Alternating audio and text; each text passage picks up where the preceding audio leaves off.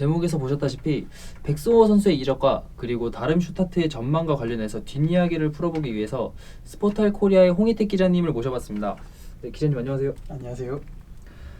백승호를 되게 오래전부터 지켜봐 오셨다고 들었는데 네, 뭐 중고등학생이었던 선수가 벌써 대학 졸업한 나이가 됐으니까 그 사이에 저도 뭐 바르셀로나 왔다 갔다 몇 년 동안 하면서 훈련하는 거, 뭐 경기 뛰는 거 그 지켜봐 왔고 최근까지도 뭐 소식 전해 듣고 있습니다. 네, 그럼 바로 시간 순으로 한번 보겠습니다. 팬들이 가장 답답해했던 게 왜 이적을 하지 않았냐 이 문제에 관해서인데요. 원래는 이적 생각이 없었던 건 아니에요. 뭐 7월 8일 날에 출국을 했거든요. 현지로. 이제 6월 A매치를 뛰고 휴식기를 보내고 가자마자 단장이랑 면담을 한 걸로 알고 있어요. 거치에 대해서.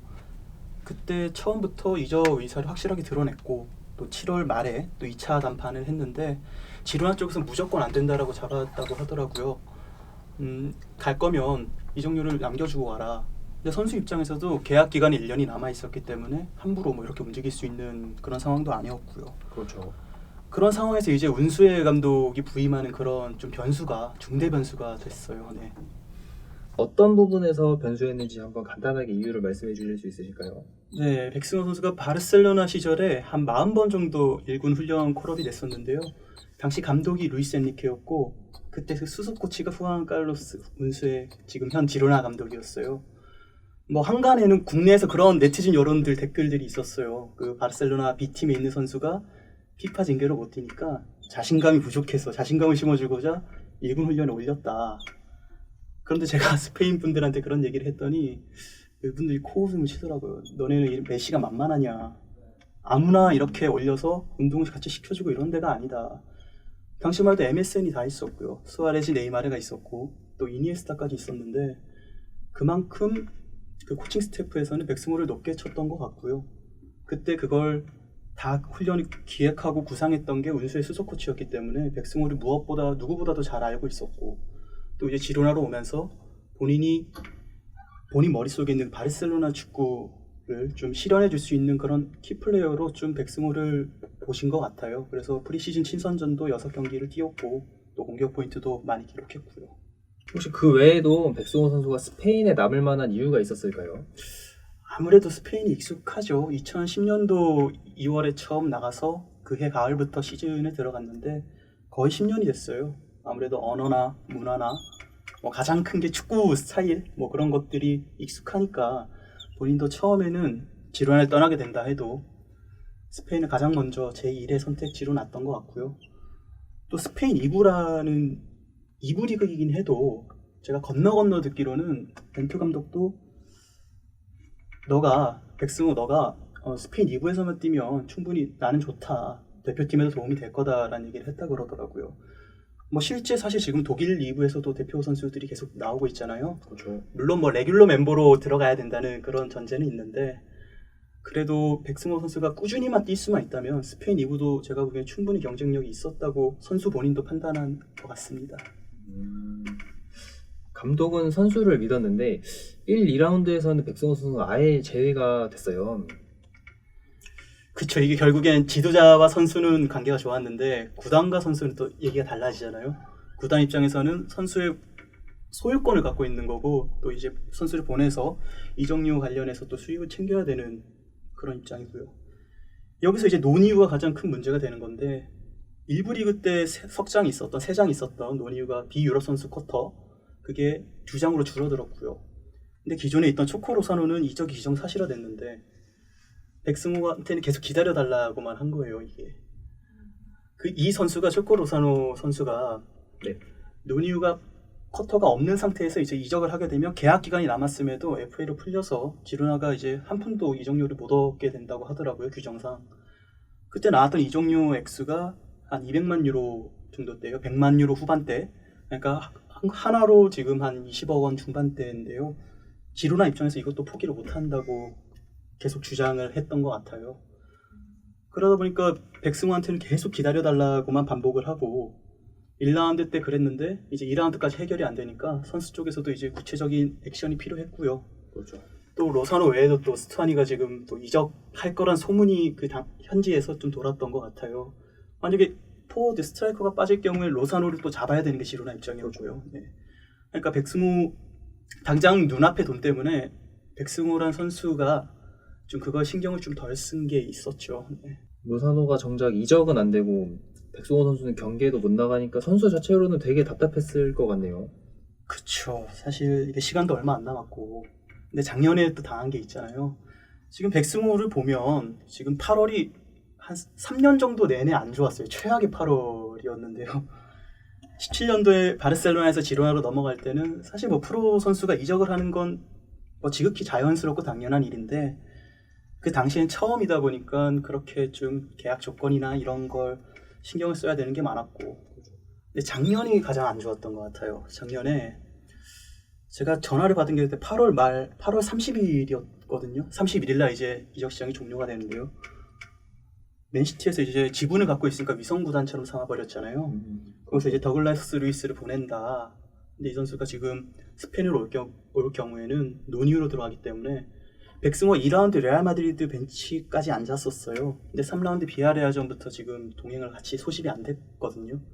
그러니까 이틀, 그러니까 48시간도 남기지 않고 이 선수가 팀을 구해야 되는데 현실적으로 불가능하잖아요. 그렇죠. 그래서 다시 2군으로 들어갔고 등록이 됐고, 또 그런 경험이 있다 보니까 선수 쪽에서도 빨리 그 전에 미리 1라운드 때 일단 소집이 안 되고 나서 2라운드 중반, 그러니까 주말에 경기가 있으니까 주중에 이제 데드라인을 설정을 했죠. 그리고 나서 선수 입장에서도 작년에 당한 게 있으니까 이게 좀 너무 암암리에 비밀리에 좀 진행이 되다 보니까 국내 팬들 많이 답답하셨을 거예요. 왜 작년에 그 통수를 맞고도 이렇게 미련하게 이렇게 답답하게 있냐. 근데 그 전에 이제 이미 뒤에서 이제 접촉할 수 있는 구단들을 알아봤죠. 그 중에 하나가 원래 프랑스 리강에서 계속 나왔던 님 같은 팀이고요. 또 이제 독일 쪽이나 뭐 여러 리그에 다양한 팀들이 있었던 것 같아요. 그 중에 이제 다름슈타트를 골라서 2라운드 하던 경기 날이었어요. 그러니까 스페인 2부 지로나 2라운드 경기요. 그 날에 이제 선수 측은 독일로 날아갔고요. 그때 공항에서까지도 막 전화가 왔다 그래요. 지로나에서 조금만 기다려달라. 이거 빨리 초코로서는 이거 해결을 할 테니까. 근데 이제 선수는 뭐 벌써 이미 약속을 몇 번이나 미뤘으니까 작년부터 따지면 이제 믿을 수가 없는 거예요. 이제는 떠나야 된다고 판단을 했고 이렇게 좀 강행을 했었습니다. 네. 백승호 선수가 그 중에서 다름슈타트라는 팀을 고른 이유는 혹시 무엇일까요? 백승호 본인도 사실 상황이 안 좋은 건 인정을 해요. 본인이 얘기하길 그래요. 어느 팀이 자기를 위해서 자리를 비워놔주고 기다려주겠냐. 이미 시즌을 시작했는데 그 와중에 이제 다름슈타트는 선수를 이제 뭐 구단이 원하는 선수가 있고 감독이 원하는 선수가 있을 텐데, 그렇죠. 일단 감독과 지도자가 이 선수의 영상을 미리 확인을 좀 하고 스타일이 어떻고 우리 팀에서는 이제 어떻게 쓰겠다라는 구상이 조금 있었던 것 같아요. 그때 당일에 만났을 때도 좀 그런 것들을 좀 프레젠테이션을 좀 소상히 이렇게 하면서 선수의 마음을 좀 산 것 같고요. 그리고 또 단장 쪽, 그러니까 그 구단 윗선에서도 되게 호의적으로 좀 조건들도 이렇게 좀 처우도 잘 맞춘 것 같고, 또 가장 큰 건 사실 한국 선수들이 그 전에 독일에서 쌓아왔던 그런 좋은 이미지들 있잖아요. 그렇죠. 구자철 선수나. 예, 뭐 구자철 선수나 손흥민 선수는 말할 것도 네. 없고, 사실 다름슈타트 관계자들이 처음 만나는 자리에서 차범근 감독을 얘기를 했다고 해요. 사실 뭐 한 경기밖에 뛰진 않았지만 그때 그 연이 돼서 뭐 아인트라흐트 프랑크푸르트나 그 다음에 바이어 레버쿠젠을 가서 이제 월드스타 반열에 올랐는데, 그 디딤돌이 이제 다름슈타트 본인들이 됐다고 이게 되게 그런 거에 보람, 약간 좀 프라이드를 느낀다고 하더라고요. 그리고 지난 시즌에 지동원 선수가 임대를 갔을 때 워낙 이미지가 좋았대요. 예. 한국 선수들이 보여줄 수 있는 헌신이나 뭐 겸손함, 그런 인간 됨됨이가 팀 전체적으로 이렇게 좋은 영향력을 끼쳤기 때문에 백승호에게도 너에게도 그런 걸 기대한다, 뭐 이런 얘기를 했다고 하더라고요. 사실 스페인에서 뭐 그 전에 박주영 선수가 있었고 그 이전에 이천 선수가 있었지만, 사실상 한국 선수가 스페인에서는 그런 이미지 자체가 쟤는 어느 나라야 했을 때 그런 것조차도 제대로 없다고 해요. 대신 독일에 갔을 때는 백승호 선수가 이번에 선택하게 된 배경의 하나이기도 한데요.